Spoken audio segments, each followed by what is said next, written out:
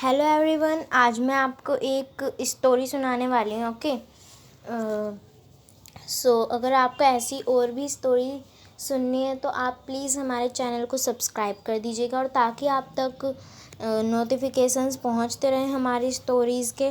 उसके लिए आप जो बेल का बटन होता है उसको क्लिक कर दीजिएगा, और अगर आपको हमारी वीडियो अच्छी लगे तो लाइक कर दीजिएगा और शेयर भी कर दीजिएगा। ठीक है। तो आज की हमारी जो स्टोरी है, आज की हमारी जो कहानी है, उसका नाम है पछतावा। ओके। तो आज मैं आपको ये कहानी सुनाने वाली हूँ। गोपाल 5वीं कक्षा में पढ़ता था। वह मोटा तगड़ा था और उसे अपनी ताकत पर बहुत घमंड था। कक्षा में सब बच्चे उससे डरते थे। कक्षा में आते आते जो भी उसके सामने आ जाता वह उसी को डांट देता। किसी में इतनी हिम्मत नहीं थी कि अध्यापक से उसकी शिकायत कर सके। गोपाल की कक्षा में एक नए छात्र ने दाखिला लिया था। मदन नाम था। मदन नाम का यह लड़का तुतलाता था। पहले दिन ही उसका सामना गोपाल से हो गया। गोपाल ने उसे घूरते हुए पूछा, तेरा नाम क्या है? मदन ने विनम्रता से कहा, मदन। मदन। गोपाल ने चौंकते हुए कहा, यह कैसा नाम है? इसका नाम मदन है,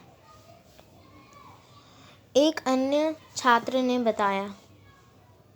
अच्छा, गोपाल ने हंसते हुए कहा, तोतला है? जा बैठ जा तोते। उसको तोते कहा कि जा बैठ जा तोते। गोपाल की बातें सुनकर मदन को बहुत दुख हुआ। पूरे दिन वह चुपचाप बैठा रहा। दूसरे दिन गोपाल उसे तोता कहकर चिढ़ाने लगा। जैसे ही अध्यापक कक्षा से बाहर जाते, गोपाल जोर जोर से कहता, तोताराम तोताराम, और उसे तोताराम कह कह के चिढ़ाता था। मदन की आंखों से आंसू आ गए। मोहन और सोहन ने उसे समझाते हुए कहा, गोपाल सबके साथ ऐसा ही व्यवहार करता है, तुम उसकी बातों पर ध्यान मत दिया करो। मोहन और सोहन की बातें सुनकर मदन को कुछ राहत मिली, परंतु गोपाल के दुर्व्यवहार से उसका मन विचलित हो गया। उसका मन पढ़ाई में नहीं लग रहा था। अध्यापक जो भी पढ़ाते उसकी कुछ समझ में नहीं आता।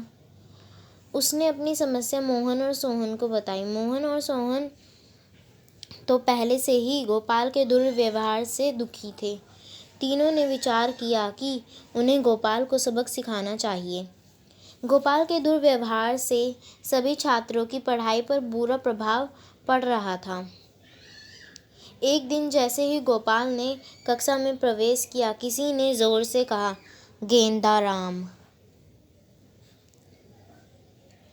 यह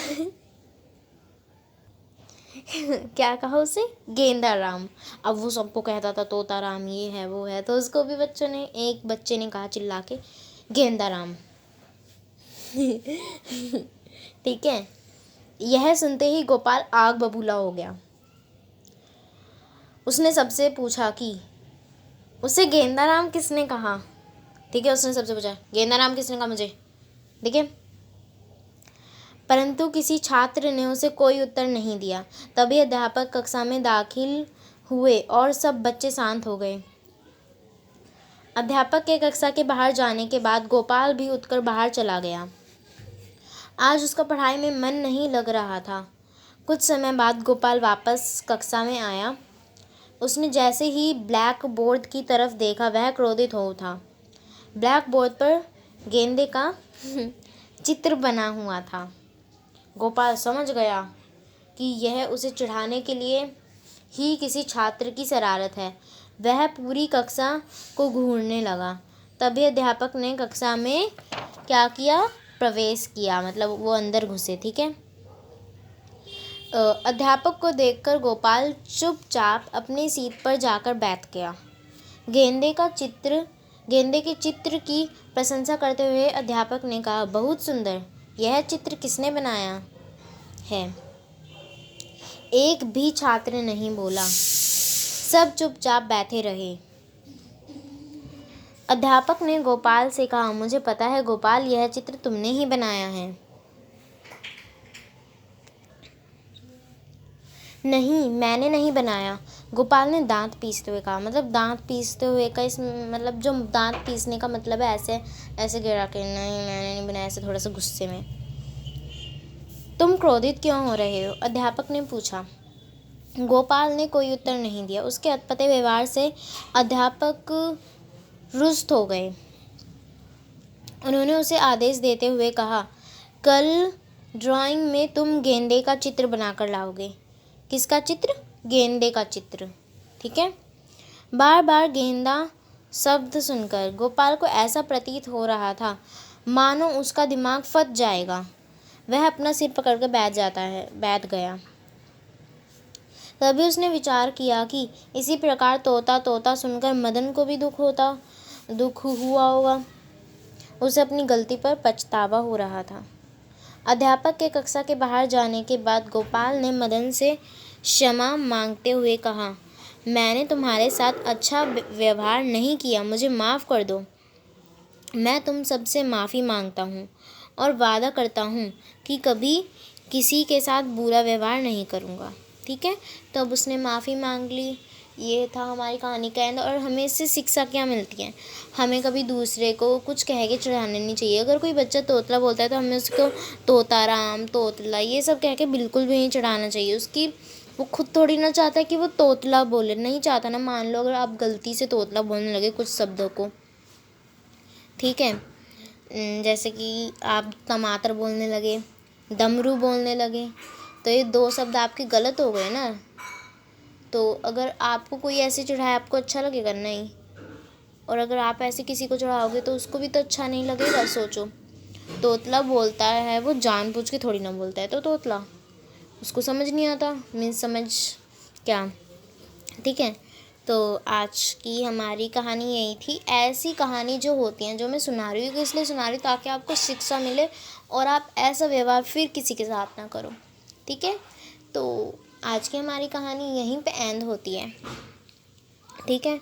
और अगर आपको ऐसी ही और कहानी अगर देखनी है तो हमारे चैनल को सब्सक्राइब कर दीजिए। हम आगे से बनाएंगे। हमारी फर्स्ट स्टोरी है, हम सेकंड कहानी भी ज़रूर बनाएंगे, ठीक है। इसके बाद सेकंड कहानी आ जाएगी 1-2 दिन बाद ही, या फिर कुछ देर बाद ही, इसके जब टाइम मिलेगा, ठीक है। इसके लिए हमारे चैनल को सब्सक्राइब कर दीजिए, बेल आइकन को क्लिक कर दीजिए। और अगर आप 6th या 7th क्लास में, तो मतलब 7th या 8th क्लास में अगर आप हैं, तो 8th क्लास के फर्स्ट चैप्टर के मैंने इंपॉर्टेंट नोट्स भी डाले हैं मेरे चैनल पे, आप वो देख सकते हैं, ठीक है। और उन्हें देख के पढ़ भी सकते हैं। वो जो हैं वो बहुत ही ज़्यादा इंपॉर्टेंट है। अगर आपने चैप्टर नहीं पढ़ा, सिर्फ उन्हें पढ़ लिया, आपने वो चैप्टर कभी नहीं पढ़ा, सिर्फ उन्हें पढ़ लिया उन नोट्स को, तो भी आपका पूरा चैप्टर कंप्लीट हो जाएगा, क्योंकि पूरे चैप्टर में यही बता रखा है। तो उन इम्पॉर्टेंट नोट्स को ज़रूर करें और अपनी कॉपी में भी उन इम्पॉर्टेंट नोट्स को नोट कर लें, या फिर उनको अच्छी तरीके से रीड कर लें। और मैंने 7th क्लास के भी डाले हैं, उनके चैप्टर्स डाले हैं, और उनके चैप्टर्स डालें हैं, कीवर्ड्स डालें हैं, ठीक है। और एक का कमेंट आया था कि प्लीज़ 3rd चैप्टर भी डाल दीजिए 7th क्लास का साइंस का, तो मैं डाल दूँगी 1-2 दिन के अंदर 3rd चैप्टर भी, ठीक है। सो यहीं तक हमारी आज की स्टोरी थी, कंप्लीट होती है। और अगर आपको भी सिक्किम का प्रोजेक्ट मिला है तो आप हमारे चैनल पे सिक्किम का प्रोजेक्ट भी देख सकते हैं। Thank you for watching this video. Bye bye.